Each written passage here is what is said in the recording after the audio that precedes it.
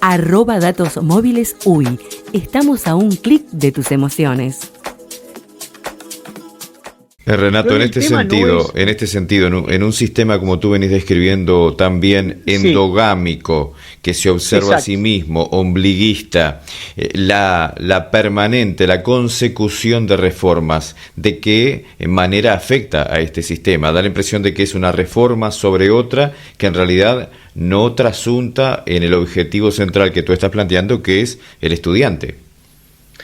Tal cual, tú lo describiste mejor que yo. Es decir, nosotros tenemos sistemas educativos que por diferentes razones históricas, culturales, políticas, por supuesto, porque en todo esto hay una discusión política que es insolayable, también ideológica en algunos aspectos. Los sistemas educativos en Uruguay se han visto mucho más hacia adentro que hacia afuera. Tú ves, por ejemplo, hoy cuando estamos discutiendo en la coyuntura el tema, o están discutiendo la ANEP y los sindicatos o otros actores del sistema, bueno, el régimen de asignación de horas en secundaria. Debe ser de los pocos países del mundo en que todos los años los profesores tienen que tomar horas para dar clase. Y ahí ¿dónde está ahí el joven? ¿Dónde está en toda esta discusión? ¿Cómo el joven tiene que entrar en todo este tema? Porque en realidad, si le estamos cambiando todos los años a los docentes que tienen de referencia, si no hay construcción de un equipo estable de educadores en el centro, que conozca a sus jóvenes, a sus adolescentes, que los entienda, que empatice con ellos, que se comunique, que responda a ellos, yo realmente lo que veo, sinceramente, es que en el sistema educativo muy poco se habla de los jóvenes. Y se habla muy poco de los jóvenes porque los jóvenes, como tú bien decís, son estudiantes, José, pero a la vez también son jóvenes y a la vez tienen necesidades sociales, culturales, expectativas, que hay que tener muy en cuenta porque nuestros jóvenes de hoy, nuestros niños y niñas de hoy, nuestras niñas y niños que están entrando hoy a un centro de educación infantil o están entrando a una escuela o a un liceo, una educación técnica, van a vivir en un mundo donde ellos van a tener que tomar decisiones muy duras y muy, muy relevantes sobre sus vidas para poder sostenerse. Porque en definitiva lo que estamos discutiendo hoy es si vamos a tener un planeta sostenible en el futuro.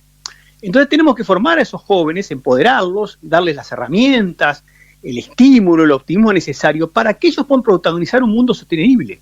Y un mundo sostenible es un mundo donde efectivamente cambiemos radicalmente nuestras maneras de producir, nuestras maneras de consumir, nuestra manera de relacionarnos entre los humanos, nuestra manera de vincularnos con la naturaleza, nuestra manera de entender al otro. Entonces yo creo que, en definitiva, lo que yo siento muchas veces es que en educación estamos discutiendo lo accidental y estamos dejando de discutir lo fundamental, que es sobre qué cimiento formemos a las nuevas generaciones para el mundo en que se viene. Uh-huh. Por eso para mí, me parece que es absurdo o estéril discutir transformación o no, sí o no, porque transformar la educación es un asunto permanente, envolvente, ineluctable. El problema es qué contenido y qué calado de profundidad le damos a la transformación, ¿no? Con la estructura que cuenta el Uruguay, que tú la conoces muy bien en los distintos ámbitos educativos, públicos y privados, pero simultáneamente con una sociedad de TikTok, porque en definitiva es esa la sociedad en la cual vivimos, sí, de la inmediatez para los jóvenes.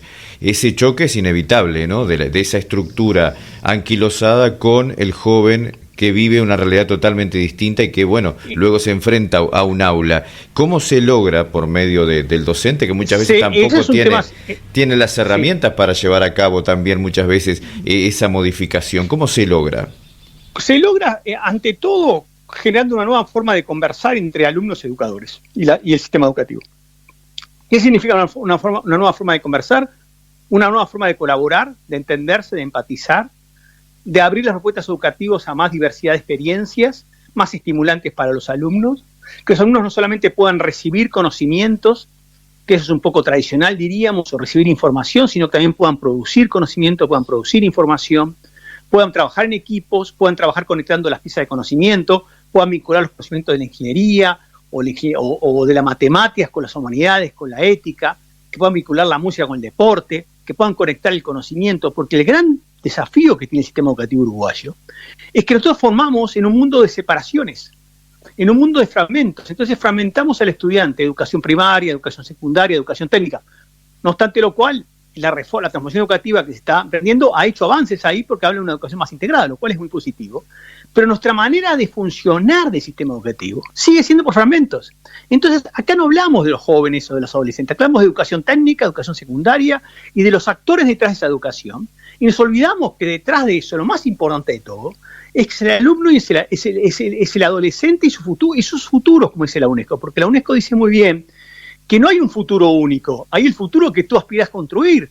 Entonces, eso es lo que a nosotros nos está faltando. Un poco lo decía, y tú seguramente lo recordarás ahora, el economista, bueno, fallecido hace poco, lamentablemente, Ricardo Pascale, que decía, Uruguay tiene una relación muy conflictiva con el futuro. Pues la tenemos, porque nosotros vivimos mucho en la inmediatez, en la cuestión de inmediata y diaria, y nos olvidamos de pensar los futuros. Y los jóvenes pueden estar absorbidos por las tecnologías o pueden estar con una relación, pero también tienen que tener espacio para pensar.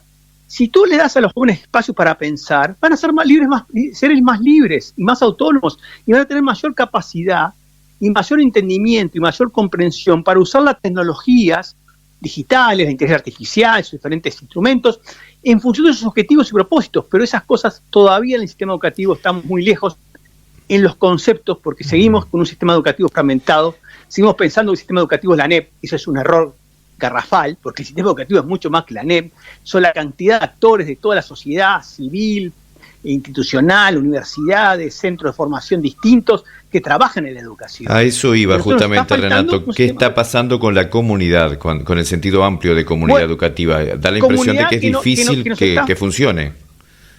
Exactamente, porque la comunidad, como tú bien sabes, indudablemente una de las tendencias fuertes en el mundo, que se estudió a partir de la pandemia, en diferentes países, regiones, en África, en Asia, en Europa, en Norteamérica, en países árabes, fue que la pandemia se abrió una nueva relación entre educación, familia y comunidad, porque los padres, las madres, las comunidades, en virtud de la interrupción de los aprendizajes, de la falta de presencialidad, desarrollaron una mayor capacidad de entender y de apoyar, en muchos casos, a través de diferentes usos de la tecnología más tradicionales, como en algunos casos la radio, la televisión o internet, WhatsApp, una relación más de cercanía, más de entendimiento con los alumnos y con los educadores, con sus hijos y con los educadores. Entonces, eso hace que hoy por hoy uno de los grandes debates educativos en el mundo es cómo los centros educativos se van transformando en enfoques comunitarios, como tú decías. Es decir, que ya el centro educativo deje de ser una institución de oferta formal, instruccional, rígida. El centro educativo no son rígidos porque quieran ser rígidos, son rígidos porque el sistema educativo es rígido, que es muy distinto, porque no le dan las capacidades ni los empoderan para tomar decisiones.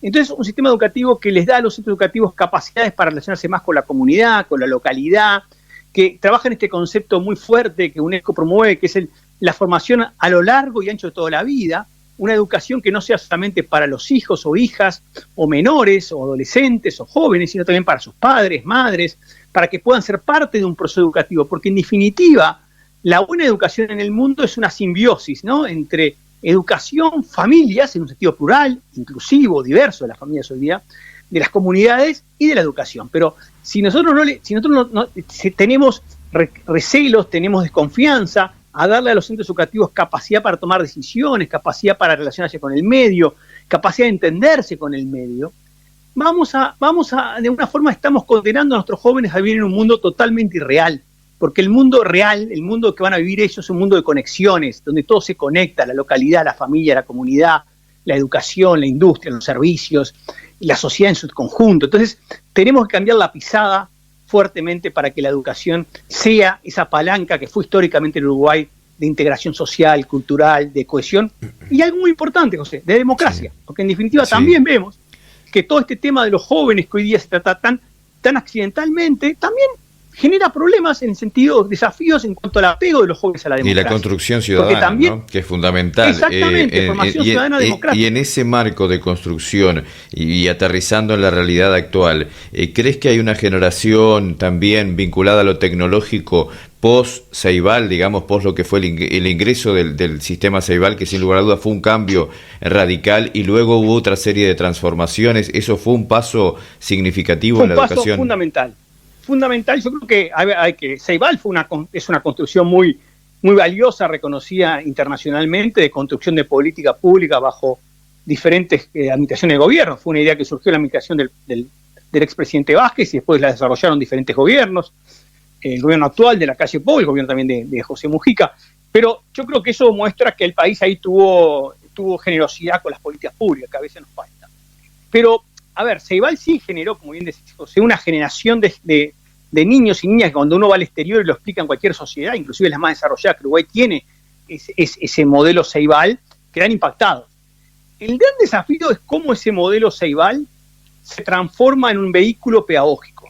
Es decir, si logramos que el Uruguay, a partir de esta nueva generación de niños y niñas que han sido, en un país además altamente comunicado, como tú sabes, el Uruguay es un país felizmente de los más comunicados por internet y todo en América Latina, y en el Caribe, inclusive a nivel de otros países del mundo, ¿cómo usamos eso para buscar darle a esos niños y niñas las mejores herramientas para que aprendan a leer bien, para que puedan aprender a usar las matemáticas, las ciencias? Porque los resultados de PISA, de evaluación de PISA, los resultados de alumnos que tienen 15 años y que tuvieron evaluaciones en lengua, ciencia y matemáticas, no muestran hasta ahora que esa nueva generación haya habido un impacto significativo en los aprendizajes. Entonces, para nosotros, hablando de propuestas concretas, creo que el Uruguay tiene que avanzar en los próximos años, podría avanzar hacia la conformación de lo que llamamos un laboratorio pedagógico Pasteur, que significa un laboratorio Pasteur pedagógico como el Uruguay tuvo un gran avance en ciencias, que quedó marcado por lo que fueron la comunidad de cientistas durante la pandemia, ¿no? Uno recuerda a Radi, recuerda a Paganini, a Cohen, las recuerda como referentes de la ciencia. Bueno, Uruguay tiene que tener referentes en educación que le permitan a la sociedad decir, bueno, ¿cuáles son las mejores maneras de enseñar a los niños a leer, a aprender matemáticas, ciencias, y cuál es la evidencia para que los más vulnerables tengan esas oportunidades? Para eso creemos que Uruguay tiene que crear un laboratorio pedagógico Pasteur, que sea el símil de ciencias, pero en lo pedagógico, donde ahí pongamos a la mejor masa crítica del Uruguay, educadores, entidades sociales, neurocientistas, psicólogos, antropólogos, filósofos, a pensar juntos de cómo podemos lograr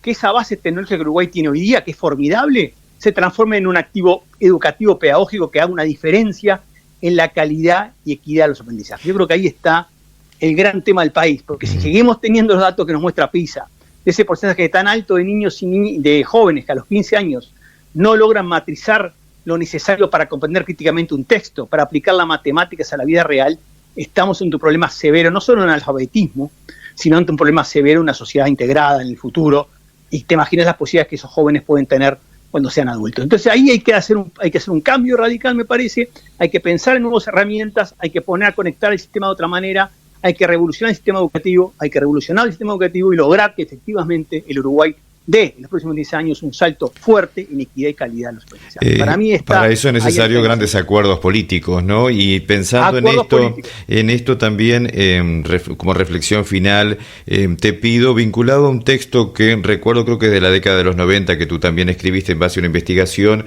sobre la deserción estudiantil que se daba fundamentalmente en secundaria. Totalmente. ¿Qué evolución has visto de ese punto en particular a manera de cierre?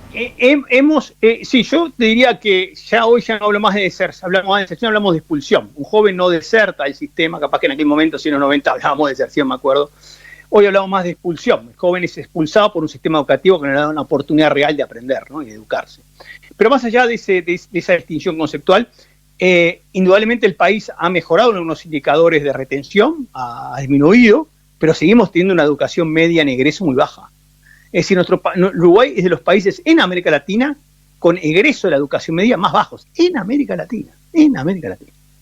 Entonces, y eso tiene que ver con que nosotros no estamos dando, no solamente con un tema social, que por supuesto lo hay, o sea, hay condiciones sociales que explican parcialmente la expulsión, pero no totalmente. A ver, el Uruguay mejoró en algunos indicadores sociales muy fuertes, las últimas administraciones, estoy hablando de indicadores de reducción de la pobreza, pese a que tenemos un problema muy serio de infantilización de la pobreza que tenemos que atacar. Hemos mejorado en condiciones de bienestar de la población, pero eso no se ha correspondido con una mejora pedagógica. Es decir, hemos mejorado en esos indicadores sociales, pero no hemos mejorado sustancialmente las estrategias pedagógicas más eficaces para sostener los aprendizajes. Y ahí creo que tenemos que buscar una nueva simbiosis entre educación y sociedad, que hoy día me parece que es un debe del Uruguay, ¿no? Renato, gracias por este contacto con nuestro programa y seguramente más adelante lo vamos a retomar porque es un tema apasionante y que sin lugar a dudas es permanente de consideración social y como tú bien lo decías, se mantiene en un también permanente evolución. Exactamente, y además agradecerles a ustedes estos espacios de discusión sobre los temas centrales del país que no lo perdamos en las coyunturas, que no lo perdamos en las discusiones políticas que a veces